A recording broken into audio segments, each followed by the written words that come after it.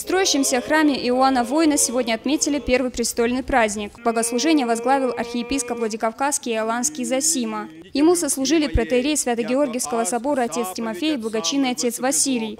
В крестном ходе вокруг храма вместе с духовенством участвовали представители правительства и прокуратуры. Чтобы все желающие могли поставить свечи и помолиться, во дворе недостроенного храма развернули палатку. Строительство церкви в честь мученика Иоанна Воина началось в 2012 году по благословению старца Илия. Работа пока не завершена, но уже каждый четверг в храме проводится служба. Православные люди, они понимают, что это благодать великая даже. Вот если кусочек хлеба даже возьмешь домой детям своим, болящим, кем-то они покушают, это очень хорошо с престола. Так что еще даже храм не достроен, а сегодня первый раз престольный праздник вот сегодня идет Иоанну Воину.